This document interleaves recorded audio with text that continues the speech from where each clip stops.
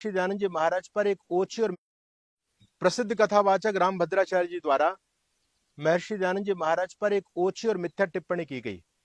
उन्होंने अपनी व्यासपीठ से बोला कि स्वामी दयानंद से बड़ी भूल हुई और स्वामी दयानंद ने रामायण और महाभारत को कल्पित कहा और स्वामी दयानंद ने कहा कि वेदों में रामायण महाभारत का कहीं उल्लेख प्राप्त नहीं होता।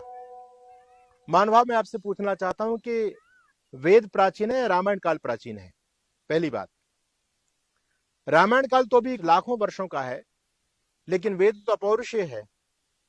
वेद का ज्ञान तो जब परमपिता परमात्मा ने सृष्टि का सृजन किया उस समय वेद का ज्ञान दिया, तो भगवान राम की चर्चा वेद में कैसे हो सकती है? और आप केवल राम शब्द को देख करके वेद में इतिहास ढूंढने का प्रयास करेंगे, तब तो बहुत सारे ऐसे शब्द वेद में आ गए, उन परंपराओं को मानने वाले लोग भी अपने अपने महापुरुषों के बारे में वो धारणाएं रख करके काम कर सकते हैं। ईसावास्यम इदं सर्वम मंत्र को लेकर के ईसा मसीह को मानने वाले भी कहते हैं कि वेद में ईसा मसीह का वर्णन है। तक्षुर्देव हितम वेद का मंत्र है, उसमें अदीना श्याम शरदा सदम आगे संधि होकर के मदीना श्याम शरदा सदम बनता है, वो कहते हैं वेद में मक्का मदीना का वर्णन है। कबीर जी को मानने वाले लोग कबीर मनीषी परिभू स्वयंभू, तो जब संधि हो जाती है तो कहते हैं वेद में कबीर जी का वर्णन है। तो वेद के साथ आप खींचातानी मत कीजिए, इस खींचातानी से बड़ा अनिष्ट हुआ है। आपके इन कपोल कल्पित अर्थों से ही तो वेद की इतनी निंदा समाज में हुई कि विदेशी लोग वेदों को जंगलियों की पुस्तक कहा करते थे। महर्षि दयानंद जी महाराज ने आकर के वेदों को गौरव प्रदान किया। दुनिया का सबसे साइंटिफिक लॉजिकल वेदभाष्य ऋषि दयानंद का माना जाता है।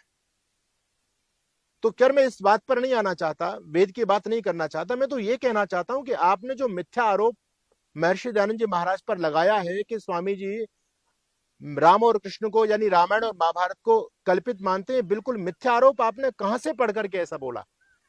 आपको मैं चैलेंज देना चाहता हूं, आप सिद्ध करें। आप बड़े धर्मगुरु अपने आप को मानते हैं, आपके करोड़ों फॉलोवर हैं, यदि आप समाज को गलत मैसेज देंगे तो समाज में क्या उसका प्रभाव होगा? आपने तो आर्य समाज से लोगों को काटने का काम कर रहे हो आप तो।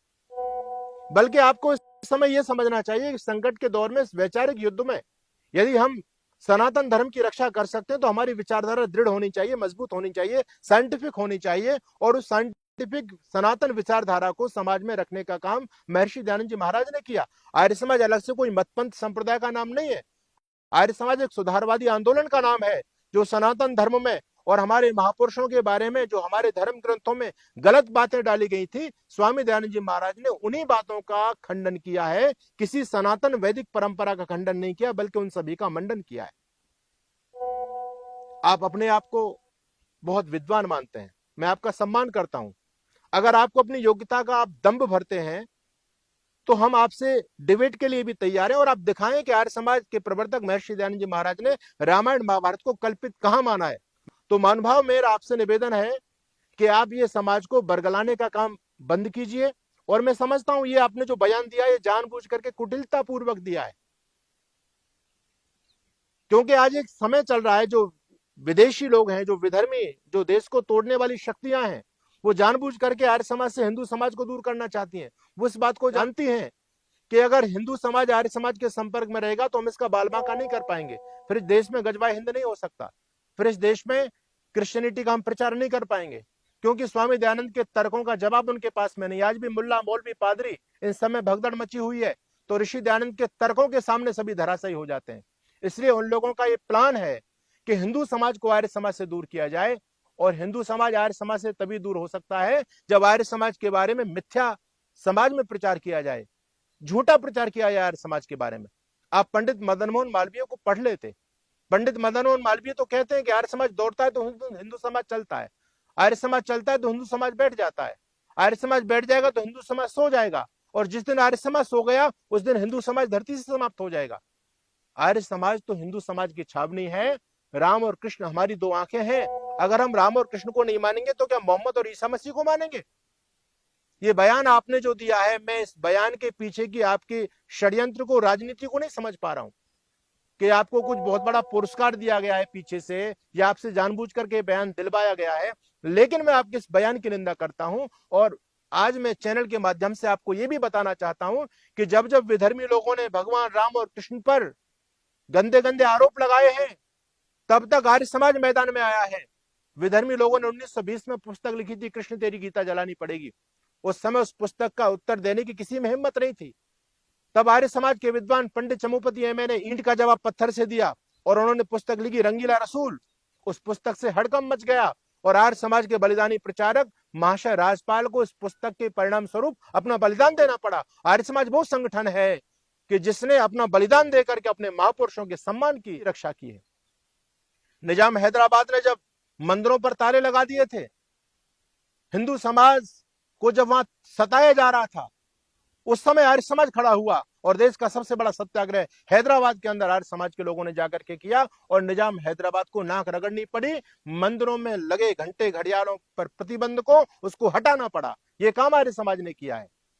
मां भगवती सीता पर जब गंदी पुस्तक लिखी गई, सीता का छिनाला, उस पुस्तक का उत्तर आर्य समाज के लोगों ने दिया। आप आज आर्य समाज को रामकृष्ण से बांटना चाहते हैं, काटना चाहते हैं आप आर्य समाज को, और समाज में गलत मैसेज देना चाहते हैं। तो मेरा आपसे निवेदन है, आप विद्वान हैं लेकिन वाणी के 4 पाप बताएं, उसमें से आप एक पाप कर रहे हो। वाचा अनृत पर सूचना असंबद्धानी, किसी पर मिथ्या आरोप लगाना, किसी पर लांछन लगाना, ये महापाप है और आप पाप की तरफ बढ़ रहे हैं। धर्म गुरुओं का ये कर्तव्य नहीं है कि वो समाज को मिसगाइड करें। आप सत्य का उपदेश कीजिए, लोगों को धर्म से जोड़िए, वो काम कीजिए जो महर्षि दयानंद सरस्वती करके गए हैं। स्वामी दयानंद सरस्वती के बारे में आप जानते नहीं है कि वो कितने बड़े महापुरुष थे। इस देश के और सनातन की स्थिति को उन्होंने पलट करके रख दिया। स्वामी दयानंद से पहले विधर्मी हमारे धर्म ग्रंथों को लेकर के, हमारे महापुरुषों को लेकर के जब आक्षेप करते थे तो आपके किसी भी धर्म गुरु में वो सामर्थ्य नहीं था जो उनका उत्तर दे पाते थे। रामधारी सिंह दिनकर ने लिखा है संस्कृति के 4 अध्याय में, स्वामी दयानंद से पहले हिंदू जाति फुसफुसिया थी, यानी विधर्मियों के सामने खड़ी नहीं हो पाती थी। आज ऋषि दयानंद के तर्कों के सामने मुल्ला, मौलवी, पादरी सब भाग जाते हैं। ये काम आर्य समाज का है। इस देश को आजाद कराने का काम ऋषि दयानंद ने किया। लाखों बलिदानी आर्य समाज ने देश को दिए। महर्षि दयानंद के सभी शिष्य थे। आप किसी भी क्रांतिकारी के जीवन इतिहास को उठा के देख सकते हैं, सभी महर्षि दयानंद से अनुप्राणित थे।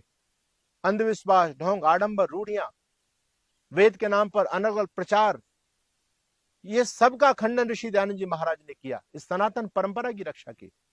तो मेरा आपसे निवेदन है कि आपको यदि विद्वान होने का दम्भ है, आप कहते हैं कि वेद के अंदर हर ऋचा से मैं राम कथा निकाल सकता हूं, तो निकाल करके दिखाइए ना। आपने जो ऋग्वेद का मंत्र प्रस्तुत किया उसका महानुभाव जरा उसका परिचय भी तो दे दो। कौन से कांड के, कौन से अध्याय का कौन सा मंत्र है, या आपका अपना कपोल कल्पित मंत्र है वो? आप तो पाणिनि से भी आगे निकल गए। आपने तो पाणिनि जी को भी चैलेंज दे दिया कि अष्टाध्यायी के जो 14 प्रत्याहार सूत्र हैं उनमें राम कथा है। अरे निकाल के दिखाओ। अगर आप विद्वान हैं तो आप निकाल के दिखाओ।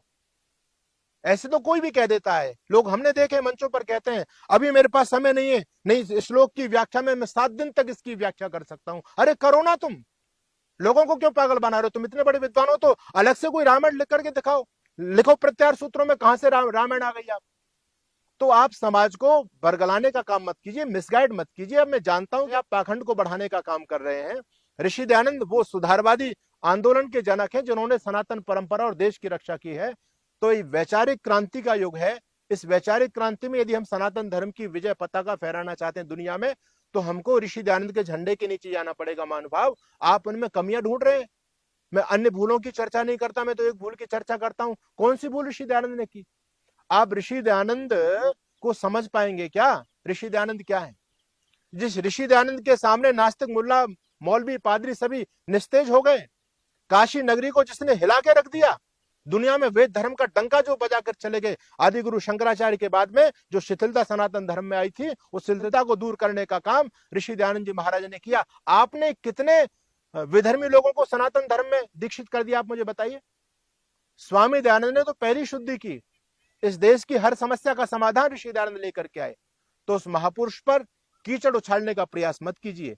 आप वो कीचड़ उछाल रहे हो, वो गंदगी आपके ऊपर जा करके गिरेगी। हम आपका सम्मान करते हैं, बुजुर्ग हैं, आप अपनी मर्यादा में रहिए। और यदि आप अपनी योग्यता का दंभ भरते हैं तो फिर आप मैदान में आने के लिए भी हम तैयार हैं। आपसे बहुत बड़े बड़े विद्वान हमारे आर्य समाज के अंदर भी हैं और हमारे शंकराचार्यों के आसपास आप कहीं नहीं फटकते। लेकिन आपको अपनी योग्यता पर अहंकार है। यहां तो कहा गया कि जब वृक्षों पर फल लगते हैं तो वृक्ष झुकते हैं, आपके साथ उल्टा काम हो रहा है। तो इस अहंकार को कम कीजिए और जो गलत आप समाज में अफवाहें फैला रहे हैं, इन अफवाहों को बंद कीजिए। किसी षड्यंत्र का शिकार मत बनिए। मेरा आपसे इतना निवेदन है, अपने शब्दों को वापस लीजिए। और मैं आर्य समाज के सभी पदाधिकारियों से कहना चाहता हूं कि आप सभी वैधानिक तरीके से पत्र निकालिए, जिस पर रामभद्राचार्य जी माफी मांगे कि मैंने जो बोला है गलत बोला है, आपने बहुत बड़ा पाप किया है कि आर्य समाज को रामकृष्ण से दूर करने का काम किया है और समाज में गलत मैसेज देने का काम किया है। हमारे जितने आर्य समाज के जो यूट्यूबर सोशल मीडिया पर काम करते हैं हमारे भाई बंधु, मैं उनसे भी कहना चाहता हूं कि जो जहर समाज में आर्य समाज के बारे में रामभद्राचार्य द्वारा घोला गया है या अन्य लोगों के द्वारा घोला जा रहा है, आप अपने सोशल मीडिया प्लेटफॉर्म पर आकर के इन्हीं सभी प्रश्नों का उत्तर दें। हालांकि एक बहुत बड़ा षड्यंत्र चल रहा है। आज गली गली में कुछ ऐसे छुटभैया जो हमको शास्त्रार्थ का चैलेंज देते फिर रहे हैं। अब हम इतना सामर्थ्य इनके साथ में कहां से लगाएं? अगर कोई प्रकांड विद्वान हो, जिसकी योग्यता हो, उसको जवाब दिया जाए। बहुत से लोग तो केवल अपनी प्रसिद्धि के लिए चैलेंज देते रहते हैं, लेकिन रामभद्राचार्य जी आप बड़े व्यक्ति हैं, आपके लाखों फॉलोवर हैं, आपका नाम है समाज में। यदि आप इस प्रकार से महर्षि दयानंद के बारे में गलत फहमी पैदा करेंगे तो हमको मैदान में आना पड़ेगा। आप अपने शब्दों को यथाशीघ्र वापस लीजिए।